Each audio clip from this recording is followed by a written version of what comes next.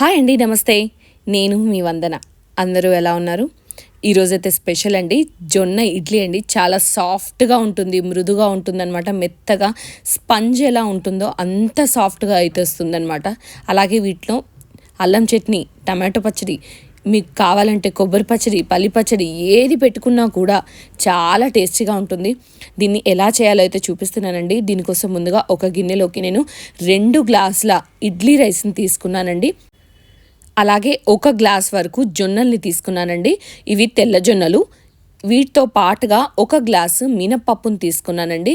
అలాగే కొద్దిగా మెంతుల్ని కూడా వేసుకున్నాను. 1 టేబుల్ స్పూన్ వరకు వేసుకుంటే సరిపోతుంది.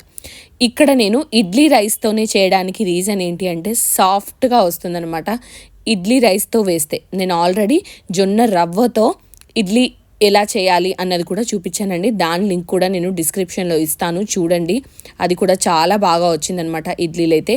ఇలా జొన్నలకి తేడా చాలా ఎక్కువగా ఉంటుందండి. జొన్న రవ్వతో చేస్తే కొంచెం పలుకు వస్తుంది, కానీ టేస్ట్ బాగుంటుంది. అలాగే ఇలా జొన్నల్ని మెత్తగా గ్రైండ్ చేసుకుంటే కూడా చాలా బాగా వస్తాయి. అలాగే ఇడ్లీ రైస్ని వాడడం వల్ల ఇంకా సాఫ్ట్నెస్ బాగా వస్తుంది.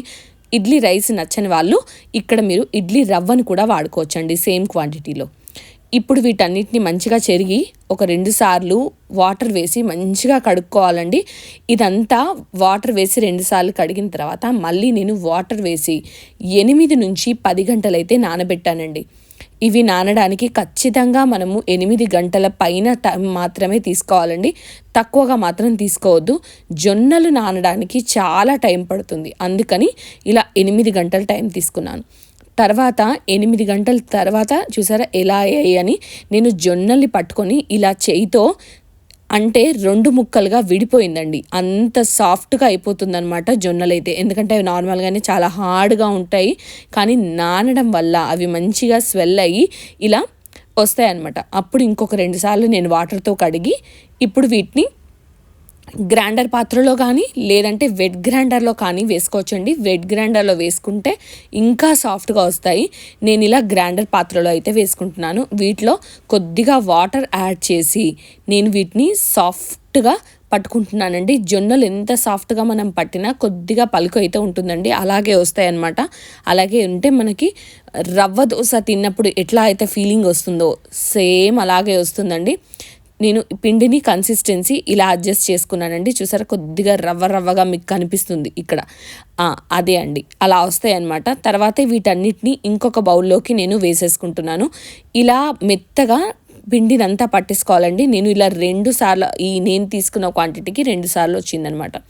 దాన్ని ఇంకొక గిన్నెలోకి వేసేసుకొని ఇప్పుడు మళ్ళీ దీన్ని నేను ఒకవైపుగానే అంతా కలుపుకోవాలండి, మంచిగా మిక్స్ చేసేసుకొని అంతా. ఎందుకంటే మనం 2 సార్లు గ్రైండ్ చేసాం కాబట్టి క్వాంటిటీ అంతా పర్ఫెక్ట్గా మిక్స్ కావడానికి అంతా మంచిగా కలిపేసుకొని మళ్ళీ దీన్ని నేను రాత్రంతా పులియబెట్టానండి. మినిమం అయితే 8 గంటలు పులవడానికి వదిలేసుకోవాలి, లేదు అంటే ఇవి ఇడ్లీలు బాగా రావండి. అందుకని ఖచ్చితంగా పులివనివ్వాలి. అలాగే టేస్ట్ కూడా పులిస్తేనే మంచిగా వస్తాయి. స్పంజ్ లాగా రావడానికి ఖచ్చితంగా 8 గంటలైతే నేను తీసుకోవాలి. నేను రాత్రి 9 o'clockకి అలా అరౌండ్ గ్రైండ్ చేసుకున్నానండి. మార్నింగ్ 6 o'clock వరకల్లా నాకు ఇలా అయిందనమాట. చూసారా ఎంత బాగా వచ్చింది అని, కరెక్ట్గా మంచిగా పొంగింది. నేను ఇప్పుడు స్పూన్ పెట్టి చూపిస్తున్నాను. ఇలా పర్ఫెక్ట్గా పొంగితే చూసారా ఎంత బాగా వచ్చింది. ఇంత బాగా వచ్చింది కాబట్టి ఇడ్లీలైనా సూపర్గా వస్తాయి అన్నమాట, సాఫ్ట్గా. ఇప్పుడు దీన్ని కూడా అంతా మంచిగా కలిపేసుకొని దీనిలో నేను 1 టేబుల్ స్పూన్ వరకు ఉప్పును వేసుకున్నానండి. 1 టేబుల్ స్పూన్ వరకు ఉప్పు, అలాగే మనకు ఇడ్లీ పిండి కన్సిస్టెన్సీకి కావాల్సిన వాటర్ని కూడా ఇందులో వేసుకొని మళ్ళీ అంతా కలిపేసుకొని దీన్నైతే పక్కన పెట్టుకున్నాను. నేను ఇప్పుడు ఇక్కడ ఇడ్లీలు వేసుకోవడానికి ద ఇండస్ వ్యాలీ నుంచి మల్టీ కడాయిని అయితే తీసుకున్నానండి.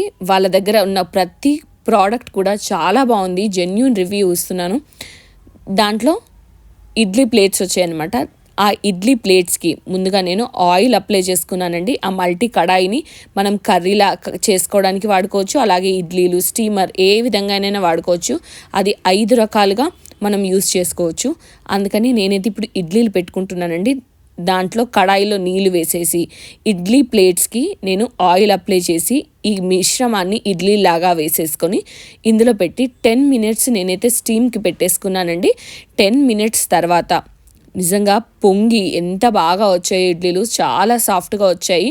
ఇలా వచ్చిన ఇడ్లీలకి మనకు నచ్చిన చట్నీని పెట్టుకొని తింటే నిజంగా చాలా బాగుంటాయి. అలాగే మనం ఇందులో జొన్నలు వేసాం కాబట్టి హెల్త్కి చాలా మంచిదండి. మీరు ఇడ్లీ ఉంది కదా, ఇడ్లీ రైస్ వాడాం కదా అనుకుంటే పూర్తిగా మానేయలేము కాబట్టి అలా కొద్ది క్వాంటిటీలో రైస్ని అయితే వేసుకున్నామండి. ఇప్పుడున్న జనరేషన్ పిల్లలకి పూర్తిగా మిల్లెట్స్ నచ్చవు, అందుకని కాస్త ఇలా ఇడ్లీ రైస్ని వాడుకొని చేస్తే ఇంత సాఫ్ట్గా వస్తాయి అన్నమాట. టెక్స్చర్ చూసారు ఎంత బాగా వచ్చిందో.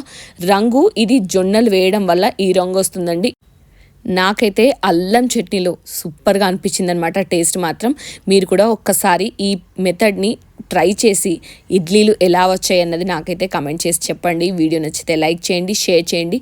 అలాగే మనకు ఇంట్లో ఇష్టమైన వాళ్ళకి హెల్దీగా వాళ్ళు ఉండాలి అనుకుంటే మీరు ఖచ్చితంగా చేసి పెట్టండి. అలాగే వాళ్ళు ఏమన్నారన్నది కూడా నాకు కమెంట్ చేసి చెప్పండి. Thanks for watching. Please subscribe. మళ్ళీ ఇంకొక వీడియోలో కలుద్దాం.